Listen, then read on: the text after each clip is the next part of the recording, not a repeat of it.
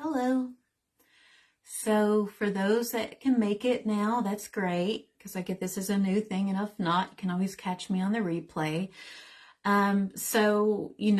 Like I told you guys yesterday, I've been brainstorming about better ways that as a group we can, or not as a group, oh my gosh, as a group that we can grow and have fun with tarot.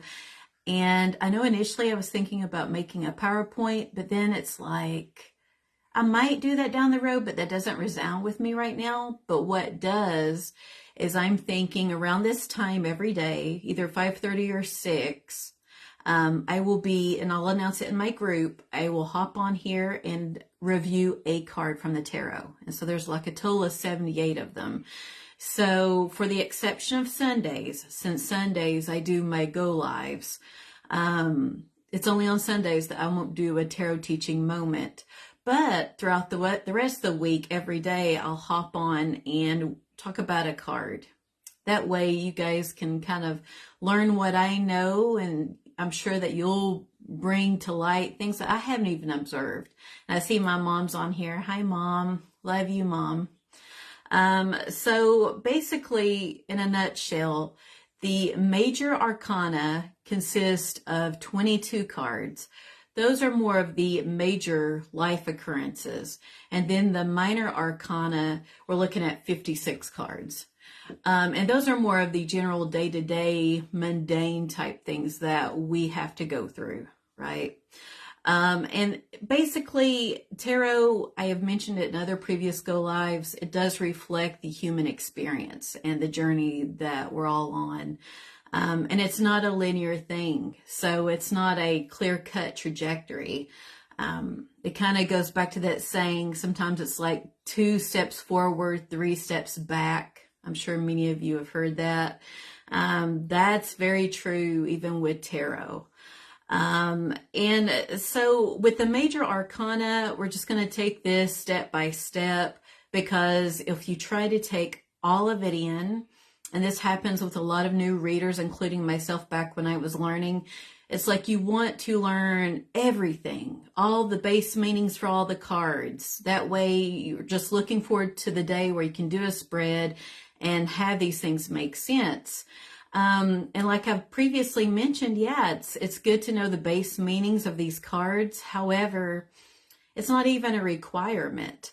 Most decks, and I will be discussing only tarot decks, not other various things that are out there, only tarot, which are based in Rider-Waite-Smith.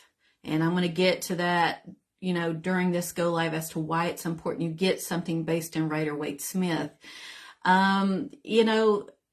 That's what we'll be discussing, but you basically want to have cards that have imagery on them, because even without any type of training or reading or anything like that, like if you haven't noticed, when I do a lot of my go lives, I'm holding that card up. I'm describing to you guys body position. How are they standing? Where are they looking? What's going on around them? What is their body posture? Actually, many of us do this all the time with our interactions with others. We're observing body language, which we can't hear tone of voice from a card, but we're really taking in that imagery and making conclusions. Well, you're just applying it onto tarot cards. So tonight I will be going into the Fool, which I thought I was a little clever saying it's joining me on the Fool's journey. That doesn't mean you're a fool for tuning into this. Honestly, it doesn't mean that you're foolish or ignorant or anything like that to hang out with me on these. The Fool and Tarot, I hate to say it, but there's no other way to say it. It's us. We are the fools. Another name for the Fool would be the Seeker. And I have different cards I'm going to show you. This is an individual. This card is represented by 0. Okay. So this is more of a neutral card. 0, think of like an egg, holds potential, or the, technically the number 0. Okay. So this is someone who's at the very beginning of a journey. It can be, a major thing, or it could even be minor endeavors. It can be either or. But generally speaking, major arcana, you're looking at big major shifts in life. So I'm going to go ahead and hold up the very first Fool card I have here to show you guys. So this is the Fool. And so what I'll also do is I'll step away during this presentation. I will get a classic Rider-Waite-Smith and I'll find the Fool and I'll show you what that one looks like. So in this picture, this shows a lady and the sun above her is very shining and bright. But she's about to do something we think's a little nutty. She has a foot over that cliff and she's not watching where she's going. Usually by the feet of the Fool, there's generally like a little dog, but this can vary per deck. This particular interpretation, there is no dog. However, if you look in the sky, there are birds. So they've done that. Instead, they've substituted. And she's carrying a stick. Usually there's some sort of knapsack or like little bag in the back, but with her, there is none. We are looking at somebody who it's not that they are not intelligent. That's not what we're saying in tarot when we reference the Fool. This is somebody very optimistic, wide-eyed, inexperienced. They are setting off on a new journey. Generally, it's symbolic of new beginnings. One way of thinking about it would be, think about in a movie, a character who, due to their own choosing even, or life circumstances, was drawn up into this situation, which changed the total course of their trajectory in life. Like one that, I'm going to mention would be Luke Skywalker in A New Hope. So he's living on this desert on Tatooine with his uncle and his auntie when he is swept up in the resistance, and then all these things come to light. He ends up becoming a rebel. He trains to be a Jedi. He then eventually meets Darth Vader, who he then discovers, wow, that's my father. And he wasn't ready for this info. But see, it all began with those humble beginnings and life occurrences. So then I'm going to hold up a couple other cards for you. Here's another one. Okay, so this guy, I love sugar skulls. So this is a little skeleton guy, and he has one leg in forward motion. He's moving, he's walking. He's not really taking in the scenery though. He is like so focused on that butterfly. He seems to be at a happy place, even though behind him, there's the graveyard he's coming from. He is holding what appears to be a briefcase with a heart on it. And inside of it appears to be an anchor and a guitar. And yeah, he's set off on his journey. So to me, when I'm looking at this, I'm kind of like seeing that little butterfly that's just burst out of the cocoon from being a caterpillar. And then they're discovering out of the blue, what? I've got wings, and when I move them, I can fly. And the feeling, if you can try to wrap your mind around what it must be like to go from that little caterpillar that used to be stuck on the ground and among the leaves, and then out of the blue, after this period of hibernation or, the hermit time and sleeping, it comes out as this beautiful butterfly that can take to the skies. When you think of that, how profound that is. And in this card, again, it's very artistically driven. That is what the artist was trying to capture, is that wonderment that the Fool generally has. Okay, here's another one. So this shows a crow, and he, this little guy is standing right on the edge of a branch, and the sky is blue, and there looks to be like a little blade of grass drifting in the wind, and there's the trees and those really pretty pink lotus flowers. And it's very expansive. it's hard to say. Like, there's really not a whole lot behind him, other than those trees and the clouds. And we're thinking a little bit of wind. So it shows the beginning of this expansive journey into the unknown. The fool, also known as the seeker, is going into a territory unknown to him or her. But they are setting off on this journey, again, wide-eyed, enthusiastic, very naive, and inexperienced. Now, the reason that it's important to obtain a tarot deck with its roots in Rider-Waite-Smith is because each tarot deck is made, of course, by different people, just like different people write books. Some artists do not keep their decks based in Rider-Waite-Smith. They will take like artistic liberties to where if you are new to tarot, I would not recommend unless it totally resounds with you and you love that deck. I would say, of course, get it if it resounds with you and you love it. But if you are learning from scratch, you want to research that deck, don't quickly buy it, and make sure its roots are in Rider-Waite-Smith. Read the reviews and do your research before purchasing that very first deck. And this is why. So from a deck that I did recently acquire, but I can read it because I've been doing this for years now, would be the Hush Tarot. And I'm about to show you the Fool card. Now keep in mind what I just showed you. And now look at this. So this guy looks to be like a little ferret. And you know ferrets are mischievous by nature when you think of the animal, right? And there is no cliff. It's a black background. Even though these guys tend to have thicker bellies and, you know, they've got some weight to them, this little guy, he's kind of hanging on to what appears to be some dead grass. So to me, you wouldn't think that'd be like a fresh new beginning. It's not green. Yeah, he's kind of staring ahead. There's no other critters in the picture.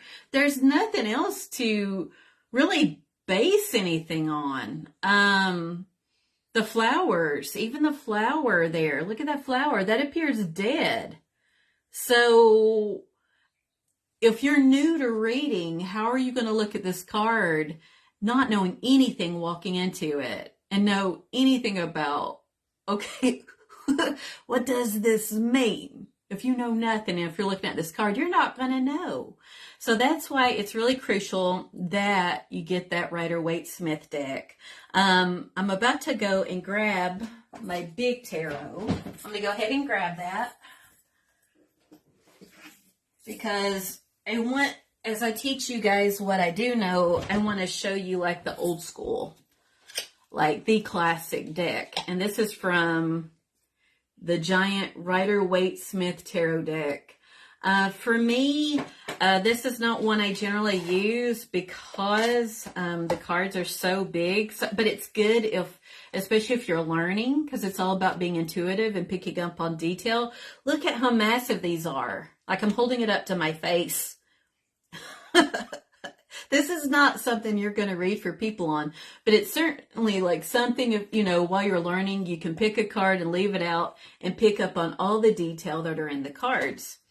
So now I'm going to, and I didn't have to hunt very long. There is the old school classic Fool. I'm going to hold it up for you. So see this guy, again, he's looking up toward the sky. He's not watching where he is walking. He's got that little dog beside him. You know how dogs get all enthusiastic and they can be a bit naive at times too with the trouble they get themselves into.